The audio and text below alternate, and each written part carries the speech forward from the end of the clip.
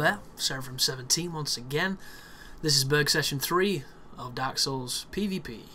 This is the final section of it, and it's 23 minutes of Burg fighting goodness. So sit back, relax, pour yourself a nice bourbon, and let's get shit-faced. Unless you put water in it. I never understand people that pollute alcohol, aside from the fact that if you didn't, it'd probably kill you. But this is me once again experimenting with some different sidearms than I normally would. This is me taking on a full giant who's using a claymore. This is an interesting fight because this is something that can no longer happen. But we will see how this takes place. Because the claymore, Jesus man, it was such a fast sword, and now they've slowed it down. They've really slowed it down.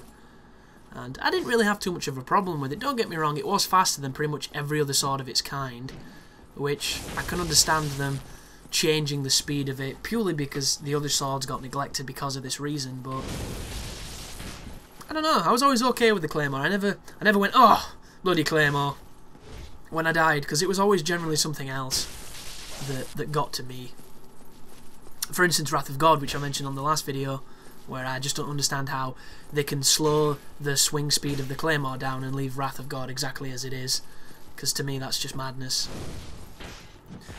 Same with the stacks. You'd think they'd have put some kind of enforcement in where you couldn't get duplicate spells, because like, they patch everything else. They patched spell swapping, they patched a lot of stuff that's, you know, kind of positive. Like, a lot of the character building glitches on this game got patched, yet Demon Souls, I can start a new character on Demon Souls and duplicate every single thing I own in seconds with ease from the very first part of the game. And they never changed that, but Dark Souls they did. So, interesting. Very strange. This is me standing in the Burg. This is exciting television, folks. If you've never seen this before, pretty much what you do is you find somewhere that's quite scenic, quite nice to look at, then you stand there, and then after, you know, a certain amount of time, someone invades you, and then you fight. This is the majesty that I've been saving you from. And the only reason I've kept that in is because I get invaded almost immediately after. I'm not entirely sure why, I could have just trimmed that out, but here's the guy anyhow. He's using a falchion, he's got a pyromancy glove in his offhand, he's got the wolf ring on, and I think he's wearing the dust crown. He's got something round his head. It looks like some kind of crown. So here we go, two-handing the falchion. There's the big Marakumo swing. There's the follow-up no lock, extremely ambitious attack. He's using the fast roll back when I was still making the most of the Darkwood Grain Ring before they nerfed it. Ooh, that was close, that one. Falchions can be very difficult to parry because they're exceptionally quick. Ooh, that should have been parried, because whenever anybody rolls that close, you know they're going to do the attack afterwards, and the Falchion one, he does a spin before he hits you, so it gives you a lot of time to get that parry in. But this guy's doing a lot of damage. I think he's set me on fire when he hits me with it, so I think it's elemental. We'll soon find out. I can't... That might just be me setting him on fire. Maybe he's just got good scaling, because he has to have 45 dex. It'd be insane not to with his choice of weapon and with the pyromancy. What are you doing? Defensively rolling, spacing. There's his blossom. Ooh, could have hit him with a jump attack. Two-hand the Marakumo. Bit more flipping, bit more evading. Too much evading for my like. Too much respect here. Especially with someone using a falchion. What am I playing at? The guy's two-handing, so he can't parry me. I should just go in and start poking. Poke him! There is the parry attempt. There is the jump attack. I suppose it's nice to see that I'm being patient, because normally I'm not the most patient of players. There's his jump attack. There's the strong attack, but he missed. Goodness me, this guy's getting lucky with these hits. Really lucky. But it's working, and he is dwindling my life down, and I think he's winning. Oh wow, has he got a Chaos Blade? How interesting is that? Somebody that mains a Chaos Blade until I assume he... Oh, running attack. Should have probably tried to parry that. I need to get my timing down for the running katana attack. It's one of those moves that people abuse, and I think I've only parried it once. but it's something that I definitely need to have a specific timing for, because people think they're safe when they do it. I used to think I was safe when I did it until I came up against somebody that proved me wrong. Yeah, outplayed. Good fight. I had every advantage in that encounter, and he just stomped through me. So here we have a very interesting looking paladin chest, is it? Paladin chest, some kind of heavy leggings, Black Knight halberd, Mask of the Child, and the obligatory regeneration shield known as the Green Crest. So I am using a spear. I don't know if this is this the winged spear, I think it's called? Wow, I should have backstabbed him then. That was really sloppy. So, as I mentioned, I have been experimenting with different spears. This is one of them. Keep on poking him. I'm going to space him because the halberd is extremely dangerous, but at the same time, I know I can parry that weapon, so I'm not afraid to get close. Wow, that was circling for a backstab if ever I saw it. There was the heavy attack with the spear. Surprisingly quick for such a long-range weapon. Oh! Oh! Yes, just yes. That's all we need. So now he's going to be a little bit more tentative, I would think. But you notice that when you parry people, they always try and get your back. It's like when you're in school and somebody makes a fool out of you, and you've got to make a fool out of them to get even. It's the whole revenge mechanic of human nature. It's amazing.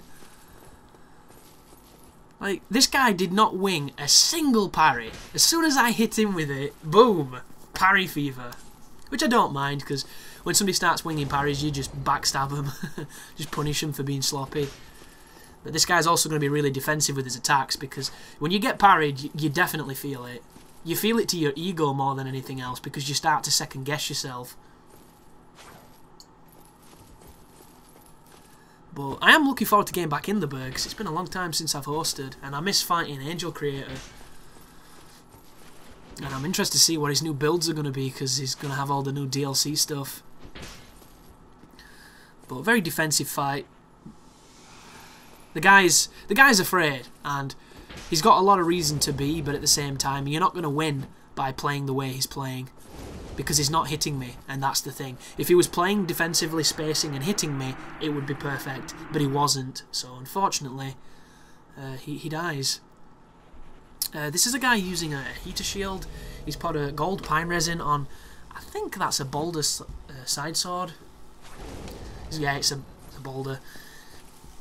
He's using the fast roll. He's got a... Is that the hollow, like, armour on? Oh, goodness me. Gets the poke through. Very brave to have a poke fight with a spear, because spears are designed to... Oh! Unlucky. Very nice. Predicted it perfectly and punished it well, but just didn't get the riposte.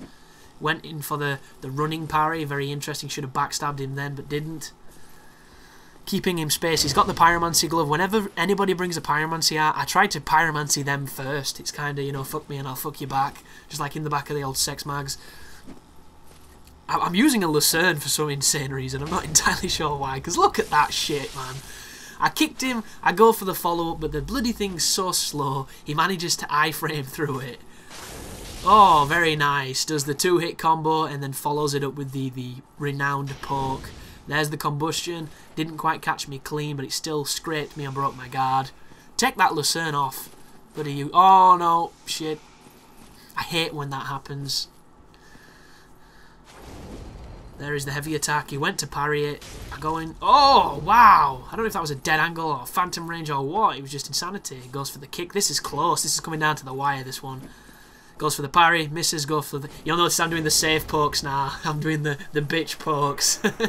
Good fight. Very good fight.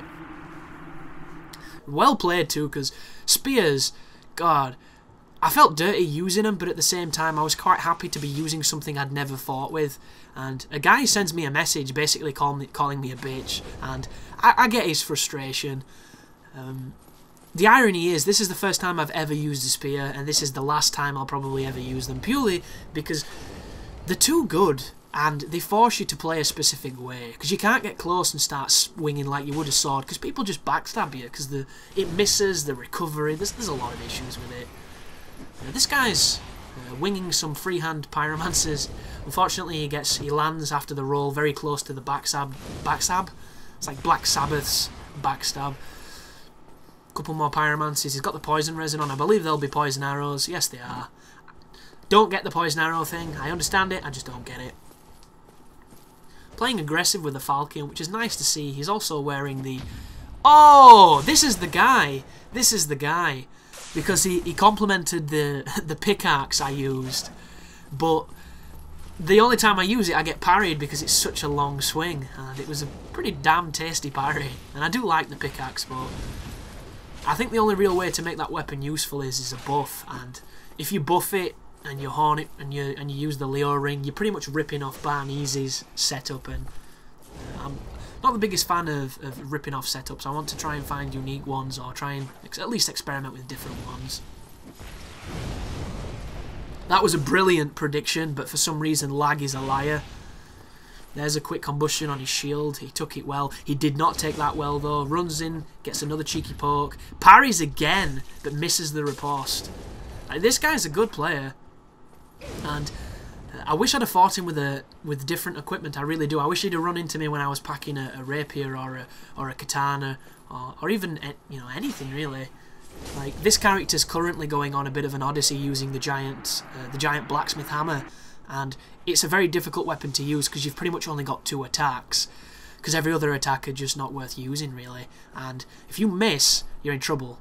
And if you hit, the only real, strategy from that point onwards is to stun lock, and I don't like stun locking, so I'm kind of sacrificing a lot of victories purely based on the fact that I want to get better with this weapon.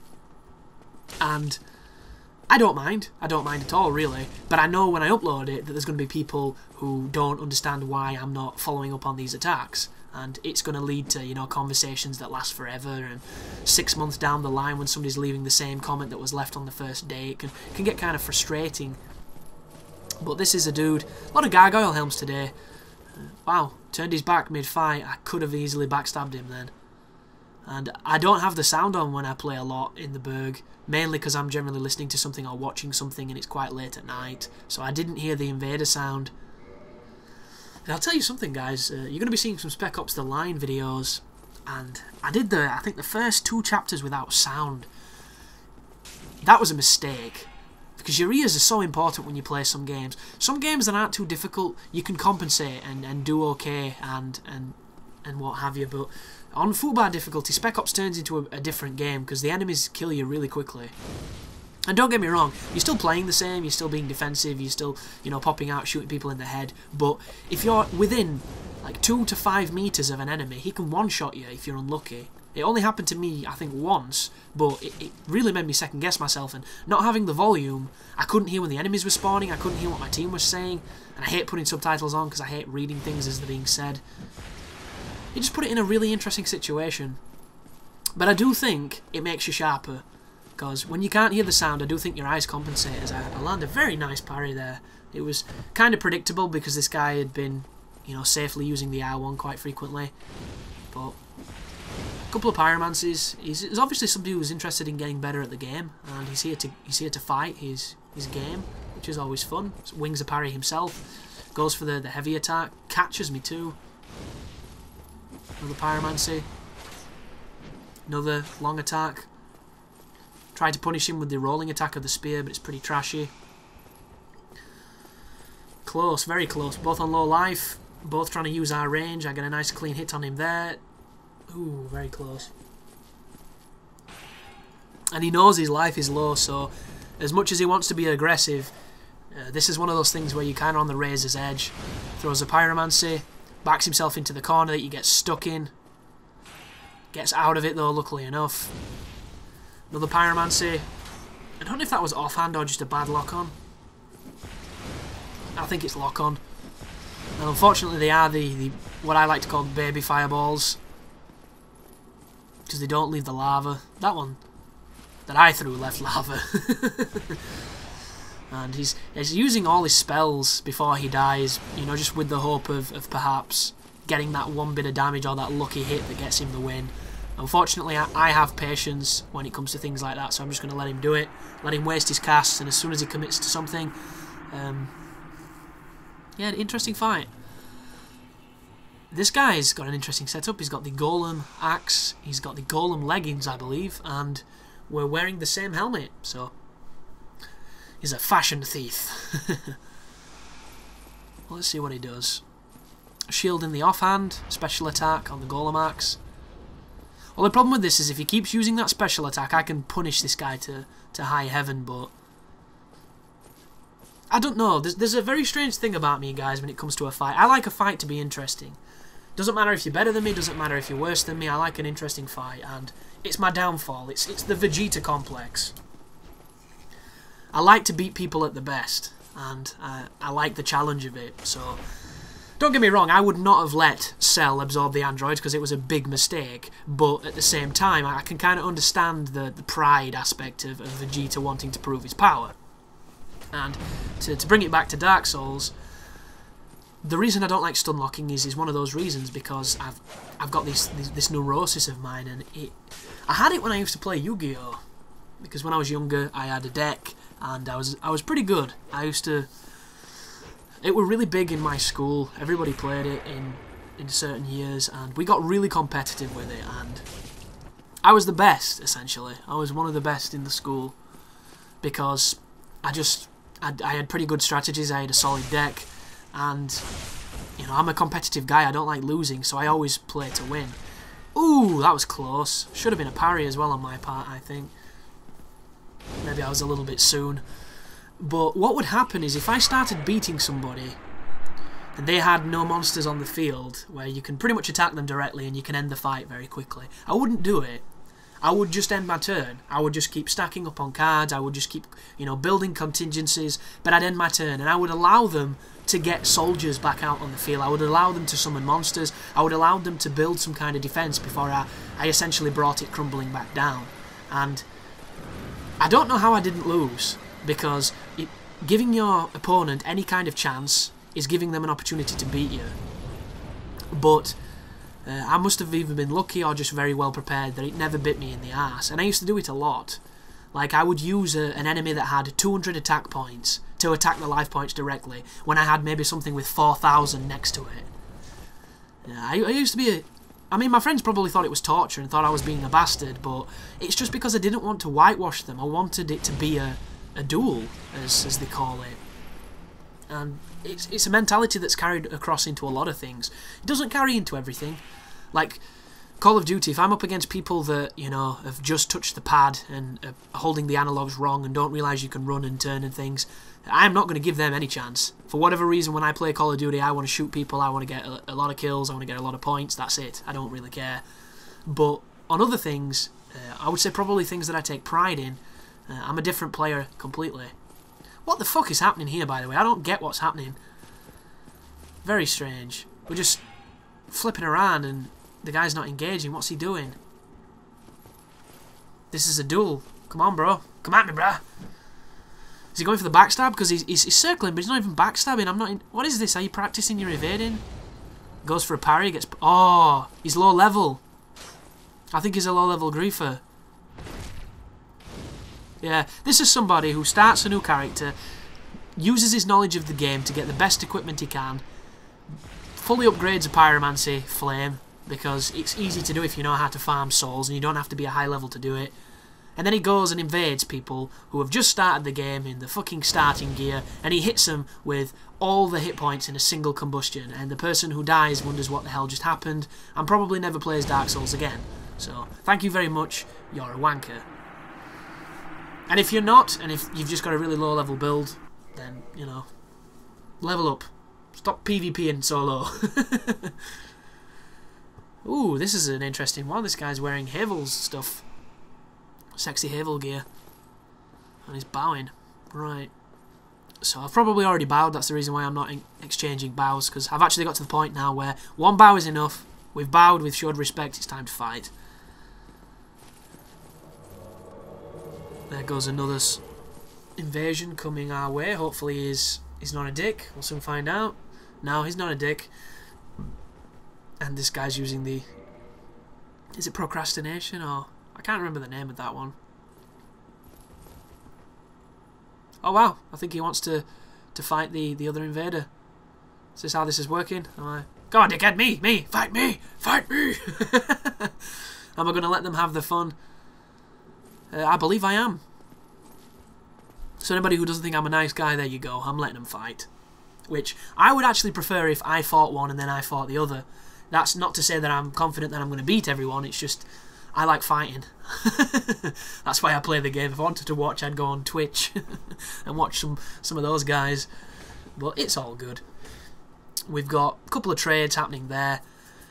I think he's using the boulder, which is interesting with all that armour. This guy, I think, is using either a longsword or maybe a dark sword.